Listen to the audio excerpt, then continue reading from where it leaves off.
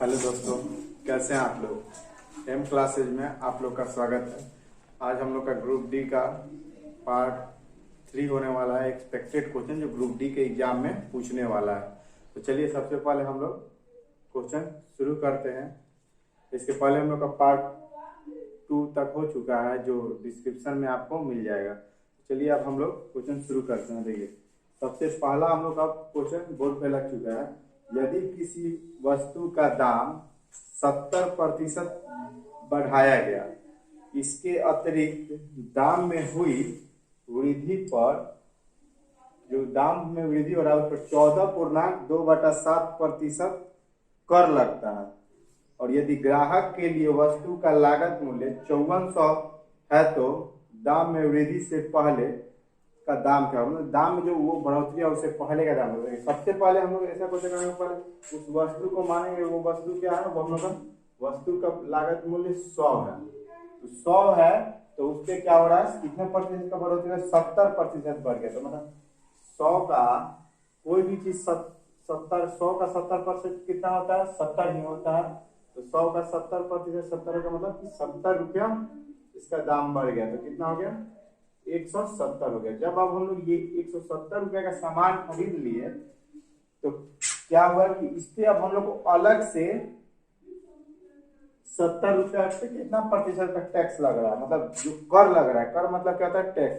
14.2/7% का टैक्स लग रहा है।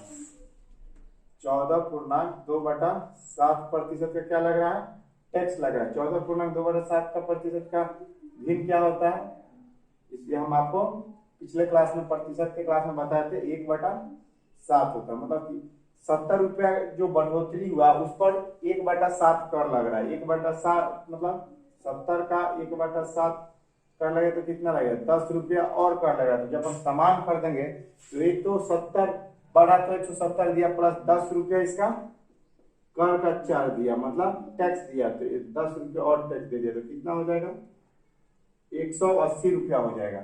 लेकिन 180 हो, लेकिन क्वेश्चन कह रहा है कि उसको 180 रुपया ग्राहक नहीं दे रहा है। कितना दे रहा है, 5400 दे रहा है। इससे कितना गुना ज्यादा, 10 से 10 खत्म, 18 54, 30 गुना ज्यादा। वैसे ही जो वस्तु का हम लोग का लागत मूल्य होगा वो भी कितना, 100 ना होके इससे 30 गुना ज्यादा, 3000 रुपया होगा। ऐसे ही ये देखा आप लोगों ने क्वेश्चन। अब ऐसे अब हम लोग नेक्स्ट क्वेश्चन करेंगे। तो चलिए नेक्स्ट क्वेश्चन देखते हैं।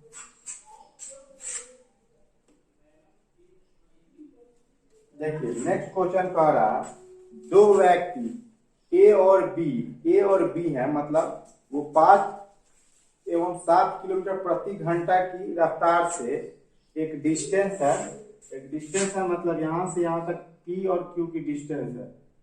P और Q ये डिस्टेंस है। तो P और Q की डिस्टेंस 36 किलोमीटर लंबी सफर का। इसका डिस्टेंस कितना है, 36 किलोमीटर है ये डिस्टेंस।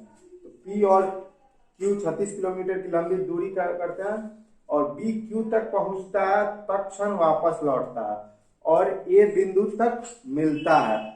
तो P और R की दूरी क्या होगी, तो P की दूरी क्या होगी। तो देखिए सबसे पहले हम लोग क्या करेंगे, देखिए यहाँ हम लोग को पता है कि एक क्या है, एक A है और एक B है।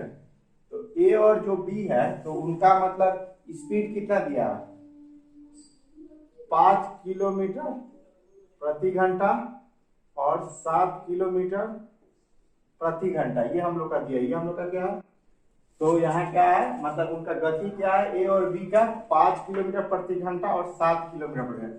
तो अब हमको डिस्टेंस निकालना होगा तो क्या होगा, डिस्टेंस जो होगा वो भी सेम होगा, क्योंकि देखिए 1 घंटा में कितना किलोमीटर जा रहा है, 5 किलोमीटर जा रहा है। तो फिर 1 घंटा में कितना किलोमीटर जा रहा है, भी 7 किलोमीटर जा रहा है। तो टोटल डिस्टेंस हम लोग को देखें तो कितना कवर कर रहा है, तो 12 किलोमीटर 12 कवर कर रहा है। लेकिन क्वेश्चन कह रहा है कि 12 नहीं, आप लोगों को लग रहा होगा ये 36 किलोमीटर रखते हैं उसके बाद ऐसे नहीं। देखिए इसमें क्या हो रहा है, यहाँ से ए से एक तो ए यहाँ से चलना शुरू किया और एक यहाँ से बी शुरू कुछ किया। अब ए यहाँ पे पहुंच रहा है, यहाँ से चल रहा है, तो बी क्या कर रहा है, ए यहाँ तक पूरा पहुंच जा रहा है। उसके बाद बी इधर, ए इधर से चलना शुरू किया, बी क्या कर रहा है, यहाँ तक पहुंच के और फिर इसके डिस्टेंस पे आके और फिर यहाँ से रिटर्न यहाँ चला जा रहा है। मतलब टोटल डिस्टेंस बी एक बार 36 किलोमीटर ए के पास आ गया है। उसके बाद क्या है, फिर तुरंत वापस होके ये जाके यहाँ पे पॉइंट पे मिल रहा है। तो टोटल डिस्टेंस एक बार 36 किलोमीटर आया है और फिर 36 किलोमीटर ए के बीच में कहीं मिला, तो टोटल डिस्टेंस कितना हो जाएगा, 72 किलोमीटर हो जाएगा, क्योंकि एक बार आ रहा है और एक बार जा रहा है। तो यहाँ 12 नाव तो कितना हो जाएगा, 72। इससे कितना ज्यादा, 6 गुना ज्यादा। वैसे जो ए का डिस्टेंस होगा 5 नाव के, इससे 6 गुना ज्यादा। 6 5 30 किलोमीटर चला, और ए अगर उसको चलेगा तो कितना किलोमीटर चलेगा, 30 किलोमीटर। और अगर बी उसको चलता है तो कितना किलोमीटर चलता है, तो बी अगर चलता तो 7 नाव के, इसको 6 तो 7 6 42 किलोमीटर ये चलता और 30 किलोमीटर। ये हम लोग का आंसर है। अब देखिए, अब हम लोग नेक्स्ट क्वेश्चन देखते हैं।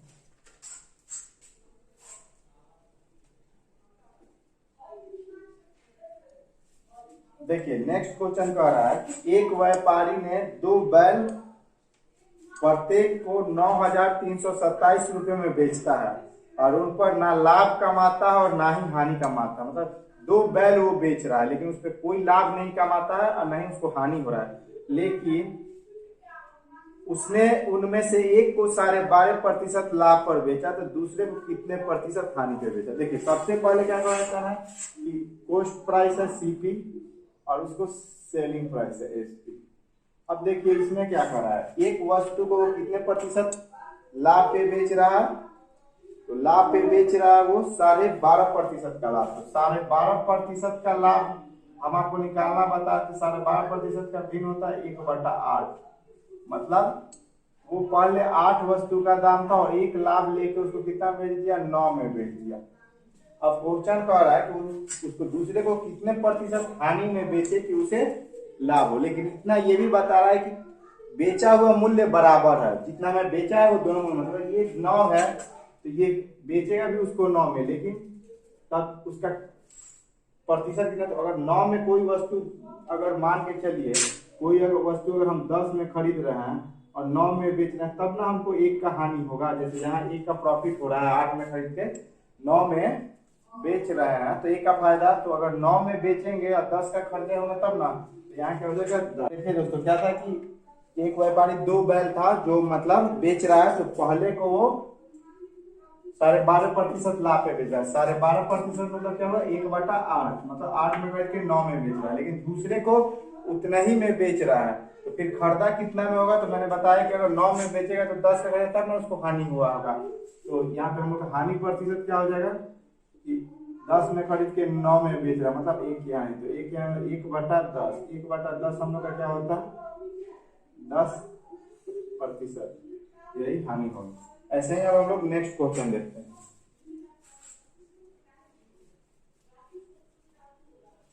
देखिए नेक्स्ट क्वेश्चन है, ए बी की वर्तमान आयु का अनुपात 3:2 है और अगर सी का वर्तमान आयु 117 वर्ष है, तो ए के वर्तमान आयु सी के वर्तमान आयु का 4/13 है, तो कितने साल बाद ए और बी की आयु का अनुपात 15:11 होगा। तो देखिए सबसे पहले क्वेश्चन का ए और बी है, ए बी का प्रेजेंट कितना दिखा रहा है, प्रेजेंट अनुपात कितना उम्र का दिखा है, 3:2 दिखाया। जब 3:2 दिखाया तो इसमें, और ये भी लिखा है सी का वर्तमान आयु लिखा हुआ है, सी का वर्तमान आयु कितना 117 वर्ष, ये अलग है।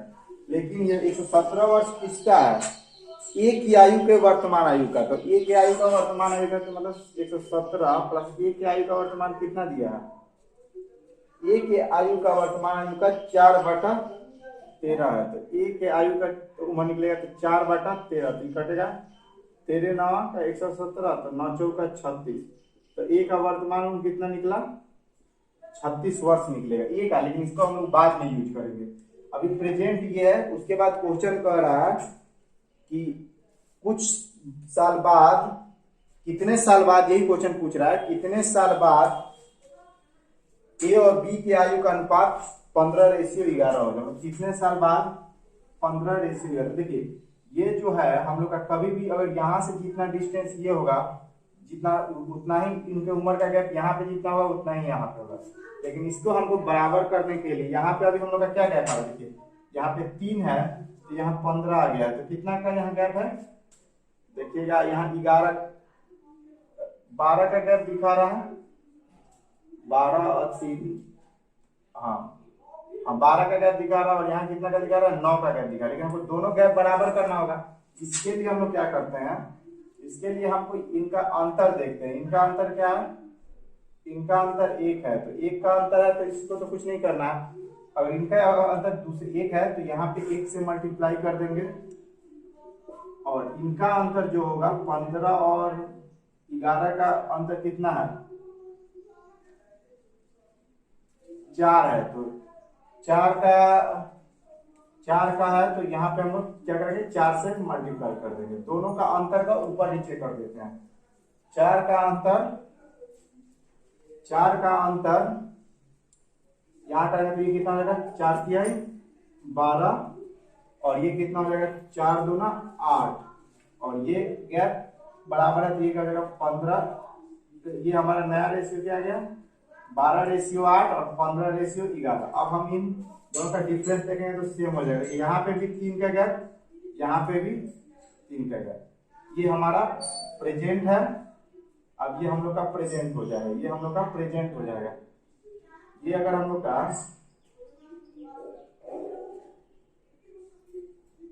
प्रेजेंट हो जाएगा तो, लेकिन क्वेश्चन कह रहा है कि ए का उम्र 12 और बी का उम्र 18 है। लेकिन हम लोग ने देखा था कि ए का वर्तमान उम्र 36 था, तो 12 ना होकर इसे कितना गुना ज्यादा, 36 है, कितना गुना ज्यादा, 3 गुना ज्यादा।